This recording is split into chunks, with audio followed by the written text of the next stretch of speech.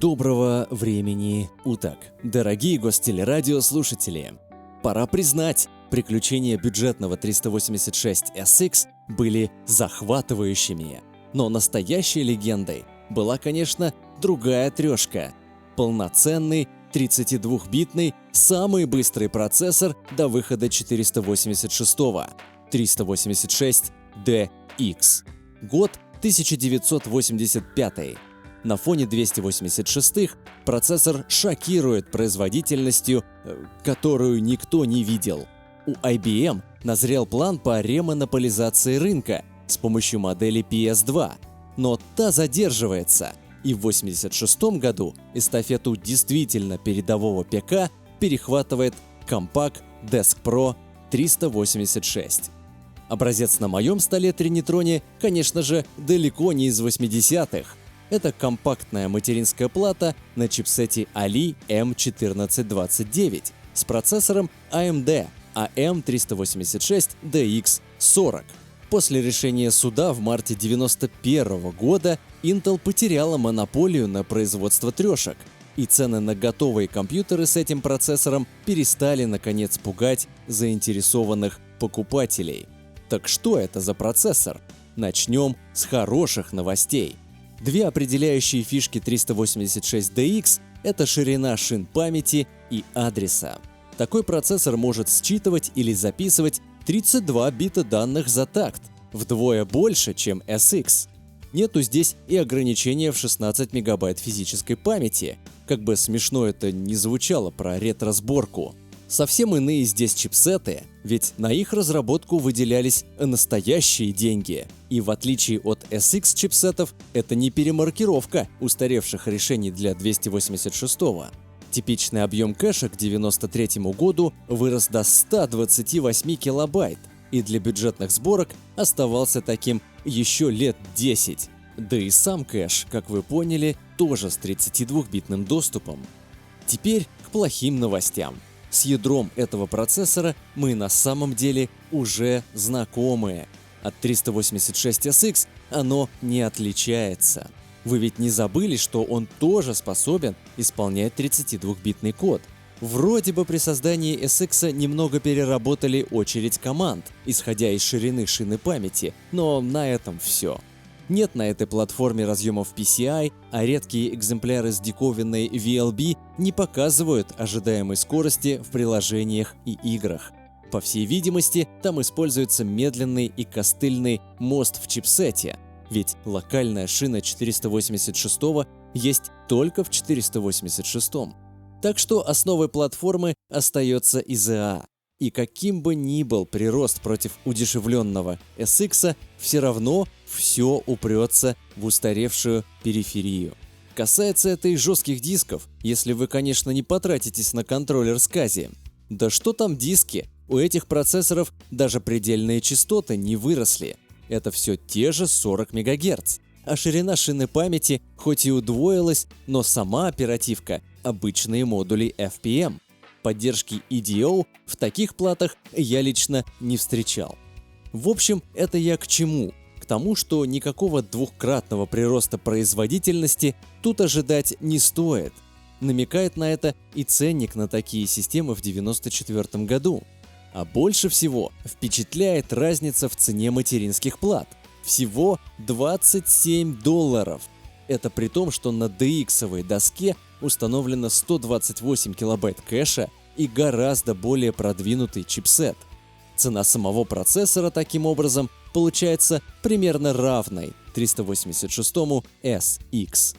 Первый запуск, и смотрите, сколько всего в биосе.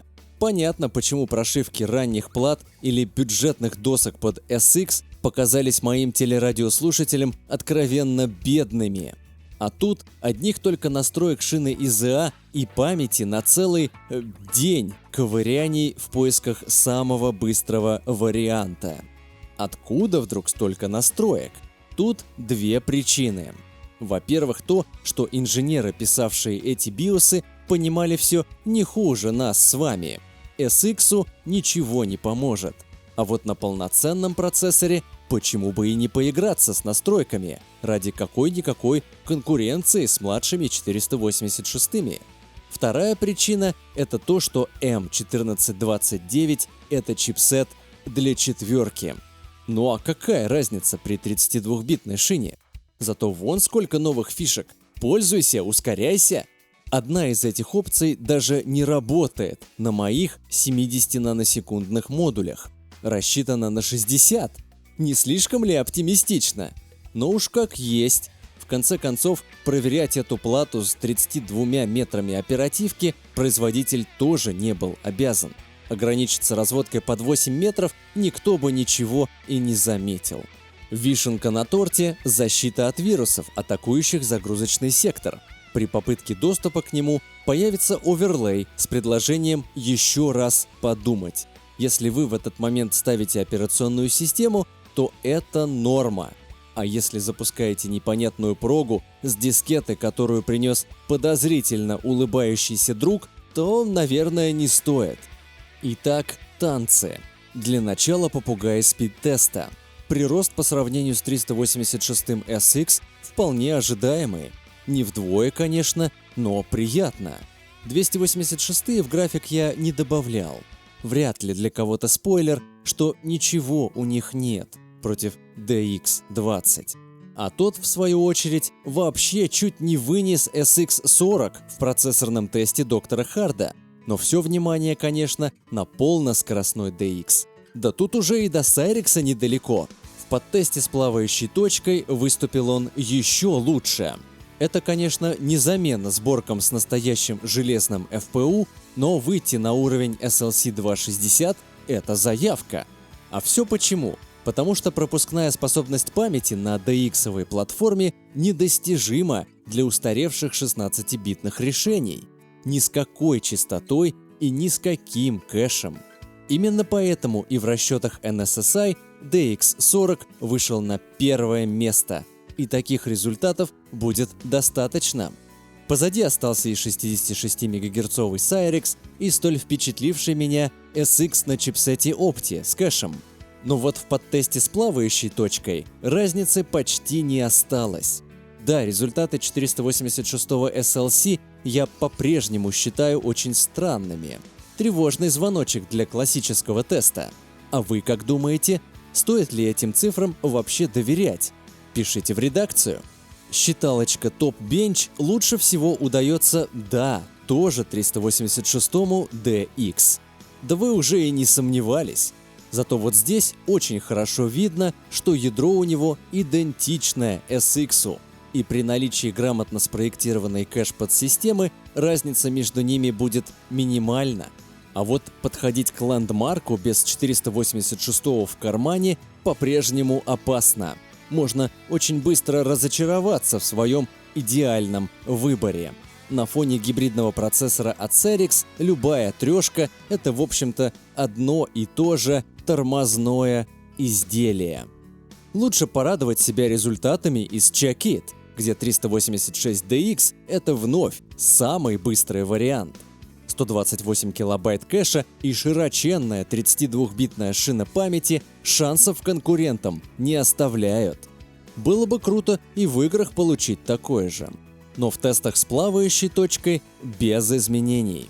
Попытка неплохая, просто сборки с FPU в 10-15 раз быстрее.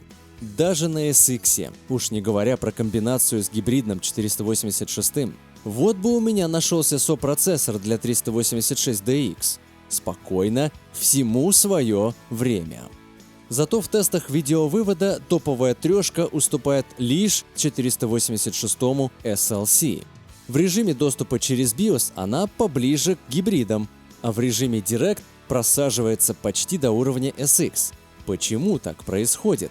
Ну, давайте погадаем. Теневые сектора для BIOS включены на всех платформах, и влиять на производительность в режиме доступа через BIOS во многом будет пропускная способность оперативки. А вот в режиме прямого доступа разница может быть обусловлена чистой скоростью 486-го SLC, его занимательной анатомией и даже новым набором команд. Удивительно, правда? Жаль, что все это лишь мои догадки. Я даже не знаю, что означает этот самый прямой доступ в терминах конкретно этой софтины. Так что если есть более интересное объяснение, пишите в комменты. Ладно, поехали гонять 3D. Мы же за этим пришли, правильно? Игры на 386 DX. Да, вот это мы любим. А тем временем в 3D Bench разницы с бюджетной системой меньше 1 кадра в секунду. Да и скинуть с пьедестала 66 МГц Cyrix не удалось. Вот и в PC Player никаких рекордов. Уровень SLC 250. Not great, not terrible. Где здесь признаки продвинутого чипсета от четверки, сложнейшей разводки 32-битной памяти? Ради чего все это было?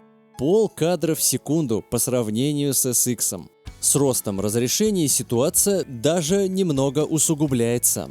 Не очень здорово, если мы собираемся играть, и играть в хорошем качестве, ведь мы же не стали экономить и потратились аж на целый DX. А где результат? А нету его. Трешка – это трешка. Я не зря сказал в самом начале, что ядро у этого процессора не отличается от SX. И если 3D-движку не нужна быстрая память, то результаты – почти катастрофа. Сменим декорации.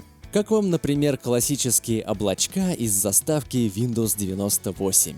Мне вот нравится, и результат уже не такой мрачный. Все-таки Windows интенсивно работает с оперативкой и занимает ее немало. А то мы уже почти забыли, что у нас 32 мегабайта. CPU-Z закрепляет успех.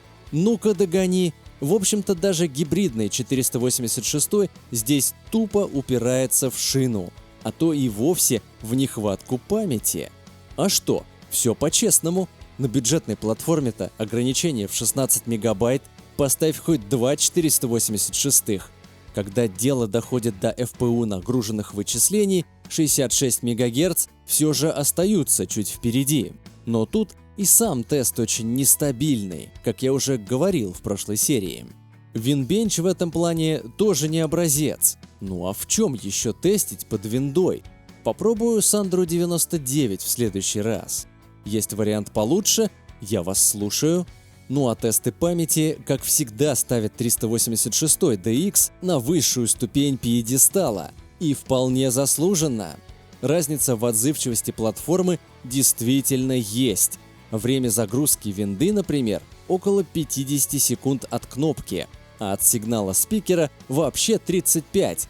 Замусоренная десятка на вашем Core Ultra будет дольше загружаться. В тесте видеовывода снова победа.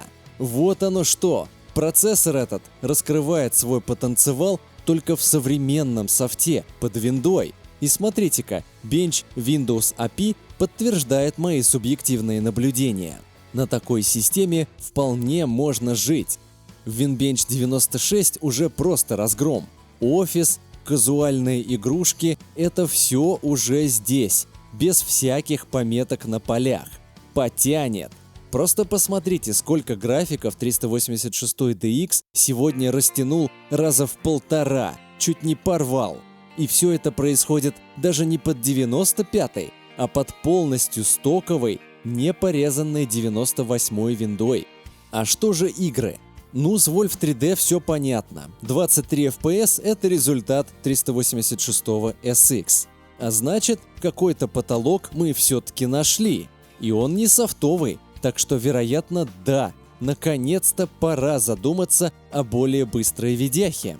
Хотя кому вообще нужен Wolf в 94 году? Гораздо интереснее Doom. Утки в сторону. 6,5 FPS в режиме High. Очередная серебряная награда с минимальным отставанием от разогнанного Cyrix. И, пожалуй, единственный тест, где DX20 не показал вообще ничего. 3 кадра в секунду ставят крест на игровом будущем такой сборки. Топовый процессор 87-88 года всего за 5 лет превратился в самую обыкновенную тыкву. В низком качестве и вовсе фотофиниш. 11 FPS в полном экране и со звуком. Ну-ка расскажите мне про то, что Doom это только для 486-х. Да вам просто не попадались быстрые трешки. Причем, в отличие от виндовых тестов, для такого результата и 32 метров памяти не нужно.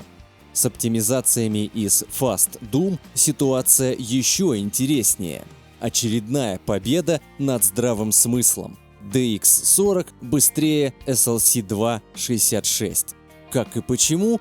Придумайте ответ сами, а то у меня осталось совсем мало годных теорий, и они мне еще будут нужны сегодня.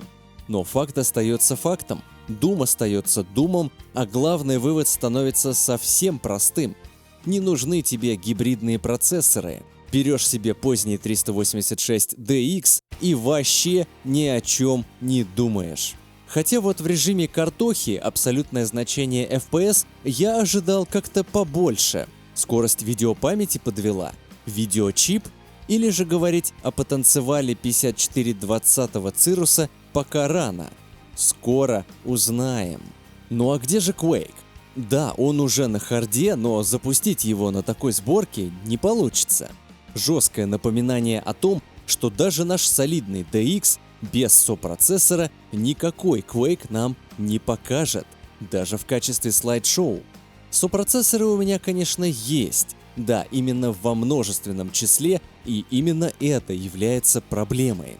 Впихнуть еще и сравнение FPU в сегодняшний выпуск значит превратить телезрителя в биг-дата-хранилище, вместо того, чтобы дать возможность передохнуть и сделать какие-то свои выводы. А дальше самое главное. Как мы уже выяснили, даже между чипсетами для 286-х была ничего себе разница. Так что после того, как мы найдем самый быстрый сопроцессор и самую быструю ISA-видяху, нам станет доступен ключевой квест – топовый чипсет под 386DX. А пока пришло время расслабиться за парой-тройкой любимых игр. Chasm ускорился почти до порога играбельности. Короче, по-прежнему такое себе. А что будет на больших картах, даже думать не хочу. Так что получился скорее дополнительный бенч. Стало лучше, но чтобы поиграть в это, нужен или апгрейд, или очень много терпения. Civilization зато идет без тормозов, а имея кое-какой опыт во второй игре, просто беру и играю. Конечно, графоний 91-го года даже на таком железе покажется устаревшим, но плюсик ставим – играть можно. Warcraft 1 тоже ускорился, но как-то странно. Персонажи теперь бегают быстрее, в буквальном смысле. А вот прокрутка все такая же медленная. Ну и ладно, торопиться в этой игре некуда. Покатаем машинки в Transport Tycoon. Тут тоже все стало быстрее, но не стало играбельнее. Точнее, тут вообще все плохо. Игра то идет на полной скорости, то опять почти останавливается. Чуть бодрее стали переключения между режимами карты. Строительство дорог и мостов теперь не приводит к 3-секундным зависаниям. Но в целом это еще не тот Transport Tycoon, который мы все любим. Зато в винде появился целый класс игр, которые писали конкретно под винду. Многие из них используют DirectX. Да, тот самый DirectX, хотя, разумеется, никакого 3D-ускорения они еще не требуют. При достаточной усидчивости можно пройти пару уровней в Spooky Castle, хотя я бы порекомендовал набрать побольше классных аркад, типа DX Ball.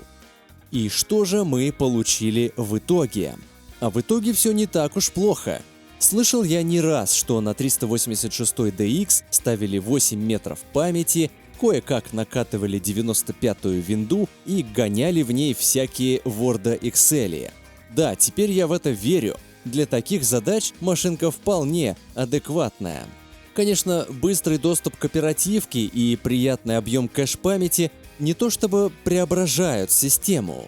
Это скорее уж SX чуть-чуть не хватало до определенного комфортного уровня. Так что неудивительно, что именно 386DX является ориентиром производительности начала 90-х, который всем известен и понятен. Просто нам, как человечеству, очень понравились 80-е. Мы живем в расширенных 80-х до сих пор. Просто берем все, что появилось тогда, и выкручиваем на 11. Будь то стиль, архитектура, музыка, автомобильный дизайн или бытовые устройства.